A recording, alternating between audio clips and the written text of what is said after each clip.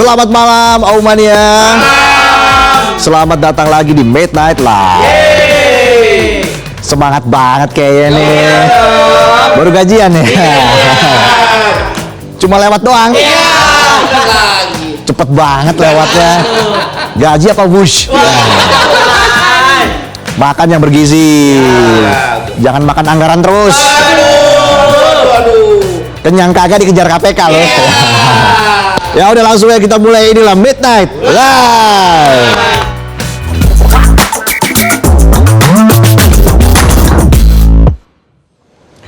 Aumania, berita malam ini kita akan bahas soal kedaulatan yang mestinya tegas tapi dalam prakteknya kadang terasa lemas. Kalau utang gak lunas-lunas. Mirip-mirip sama penonton. Pas gajian badannya kelihatan strong, tapi otaknya minta tolong. Bener lagi. Linglung bingung pengen check out barang tapi masih banyak utang. Ujung-ujungnya rekeningnya kosong, orangnya bengong. Haho. Indonesia itu punya banyak kawasan industri. Jadi bukti jalannya hilirisasi untuk menarik investasi dan memajukan ekonomi. Betul. Pertanyaannya, apakah kehadiran negara di dalamnya sudah sekuat investasi yang ada? Jangan sampai investasinya raksasa, industrinya megah, tapi kedaulatannya nggak kerasa. Udah kayak gebetan yang bilangnya perhatian, suka kasih kejutan. Tapi giliran diajak bercanda ngamuk. Kukira love language-nya physical touch, ternyata physical attack. Triple kill. Savage. Finish him. Mobile Legends sama Mortal Kombat ya. Dalam banyak kasus, industrialisasi memang jalan pesat, tapi pengawasan negara kadang datang lambat.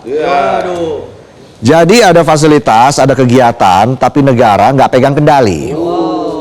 Padahal sekaya apapun sebuah perusahaan, kedaulatan negara tetap harus jadi payung utama. Ibarat di kantor-kantor. Bukan owner, bukan sponsor, bukan direktur, tapi gayanya suka ngatur-ngatur. Bukan donatur, jangan ngatur. Jadi belakangan ini ramai ada praktek negara di dalam negara. Tepatnya soal bandara di kawasan industri Indonesia Morowali Industrial Park atau IMIP di Morowali, Sulawesi Tengah yang dianggap tidak ada kehadiran kedaulatan negara. Negara dalam negara ibarat grup WA kantor tapi nggak ada bosnya. Adminnya pegawai kontrak, isinya ngacak, bikin aturan nggak ketebak. Besok absen cukup kirim stiker jempol aja. Sama stiker beruang pelukan. Siap ketua, monitor ketua. Bandara IMIP itu sebenarnya bandara resmi, terdaftar di Kementerian Perhubungan dengan kode ISAU WAMP dan kode IATA MWS. Bandara tersebut juga merupakan bandara domestik dan statusnya non-kelas dan diawasi Otoritas Bandar Udara Wilayah 5 Makassar. Tapi sejak Agustus 2025, Bandara IMIP bisa melayani penerbangan langsung dari dan atau ke luar negeri. Keputusan itu diteken oleh Menteri Perhubungan Dudi Purwagandi lewat keputusan Menteri Perhubungan nomor KM 38 tahun 2025. Kalau KM 50 penuh lika-liku. Balik lagi soal Bandara IMIP. Loh, kok tiba-tiba bisa layani penerbangan internasional? Ya enggak tahu, saya kok nanya saya. Saya kan manusia biasa. Bukan nabi, boy. Tapi penerbangan internasional yang dilakukan itu ada syarat dan aturannya. Dalam diktum atau ketetapan pertama terdapat 3 bandara khusus, yakni Bandara IMIP di Morowali, Sulawesi Tengah, lalu Bandara Syarif Harun Setianegara di Kabupaten Pelalawan, Riau, dan Bandara Wedabai di Kabupaten Halmahera Tengah, Maluku Utara. Ketiganya bisa melayani penerbangan langsung dari dan atau ke luar negeri dalam keadaan tertentu dan bersifat sementara. Catat ya. Dalam keadaan tertentu dan sementara. Udah kayak syarat pacaran. Kamu kalau ketemu aku harus dandan rapi ya. Itu syarat dari aku. Aku kan cool. Kamu hot. Nanti kalau punya anak kita namain dispenser ya. Kamu yang gendong galon. Nah, aku yang gendong kamu. Bisa aja dispenser pompa. Lanjut, ketetapan kedua mengatur bahwa layanan penerbangan langsung internasional diperbolehkan dalam rangka evakuasi medis, penanganan bencana, dan atau pengangkutan penumpang dan kargo untuk menunjang kegiatan usaha pokoknya. Aturannya jelas tuh, udah kayak rules dari gebetan. Boleh keluar kota asal beneran penting, bukan buat healing. Hilang healing yang ada saldo lo kering. Healing mahal bos. Jangan dikit-dikit stres. Nabung setengah mati, ngabisinya setengah sadar. Hidup pasti banyak rintangan. Kalau banyak rantangan, catering. Balik lagi, penerbangan langsung internasional yang dilayani bandara khusus juga cuma boleh dilaksanakan setelah memenuhi sejumlah ketentuan. Pertama, persyaratan keselamatan, keamanan, dan pelayanan untuk melayani penerbangan langsung dari dan atau keluar negeri. Tuh, ada syaratnya. Harus ada bukti dulu bandaranya aman nggak, siap melayani nggak. Ya, mirip-mirip lah sama kehidupan berumah tangga. Kalau mau ngapa-ngapain harus cek dulu aman nggak. Anak udah tidur belum? Gajian udah ditransfer belum? Nah, kalau udah aman langsung tuh masuk kamar, matiin lampu. Lanjut kita main Roblox. Kedua, berkoordinasi dengan instansi yang bertanggung jawab di bidang kepabeanan, keimigrasian, dan kekarantinaan. Pastikan personel dan fasilitas kepabeanan, keimigrasian, dan kekarantinaan selalu tersedia setiap pelaksanaan penerbangan langsung dari dan atau keluar negeri.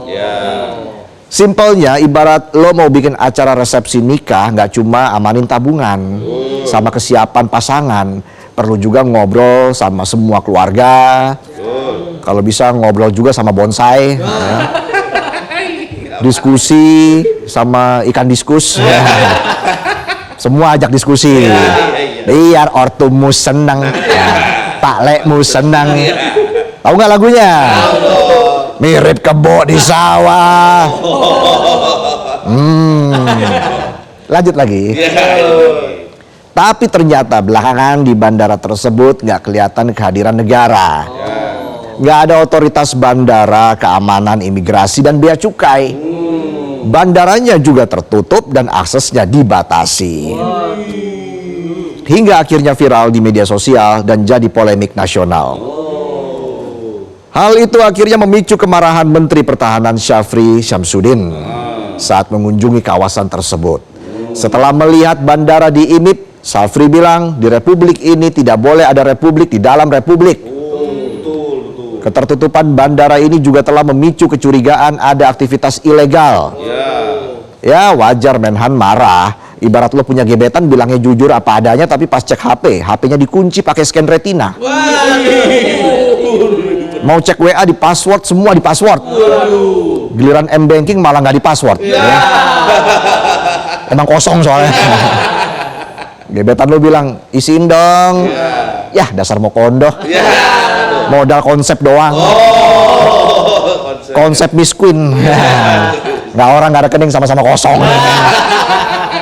Selain Menhan, keberadaan bandara ini juga memicu kekhawatiran sejumlah tokoh dan lembaga negara.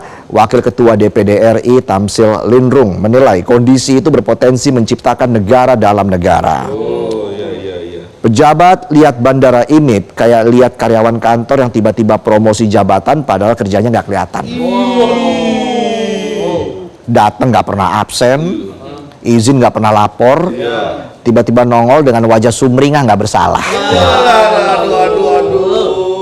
Minta maaf doang lewat WA. Itu juga cuma kasih stiker siap salah ketua. Tor monitor ketua. Tamsil menilai negara nggak boleh biarin aset strategis dikelola tanpa kontrol penuh pemerintah.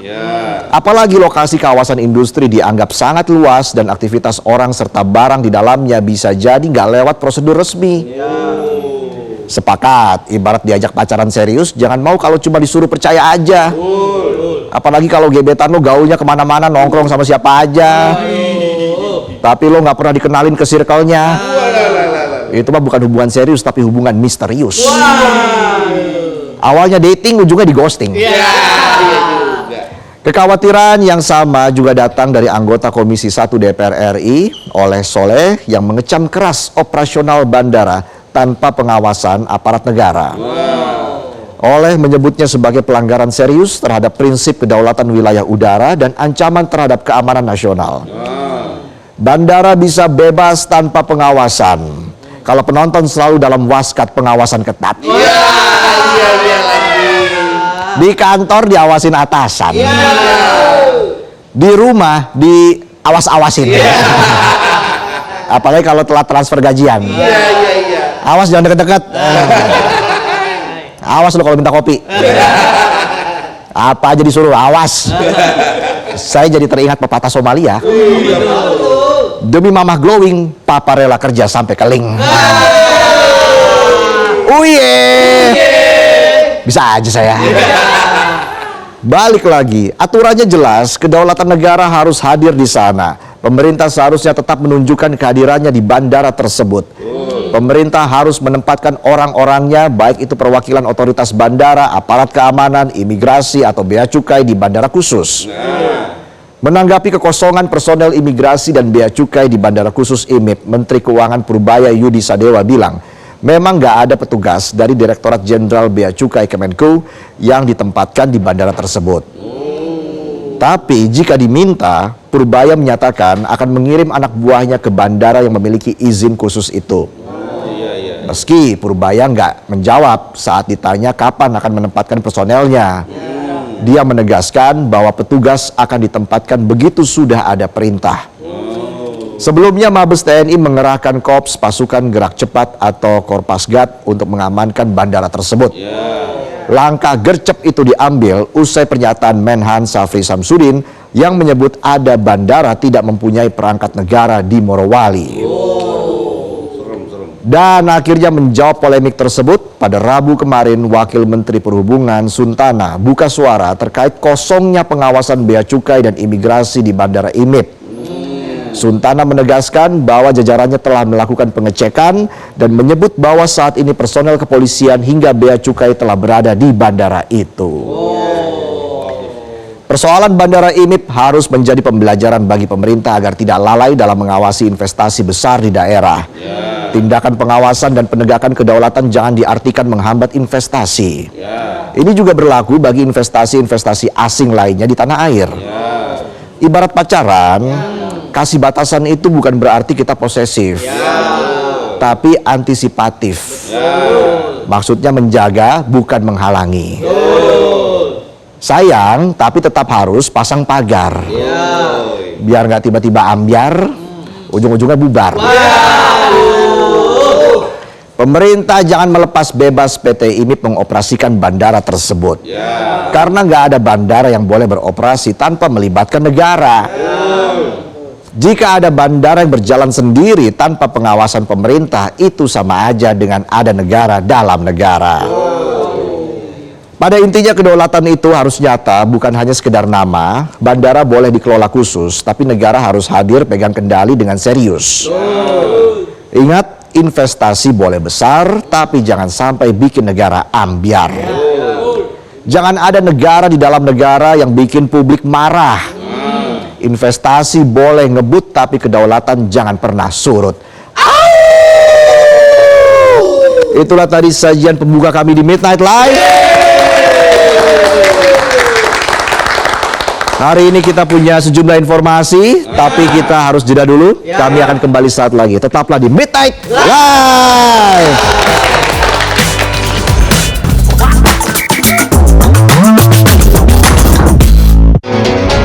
Lawan ketombe dengan Zinc-Cool Booster baru Deo Active. Jelajahi cara baru mendapatkan informasi. Download Metro TV Extend sekarang.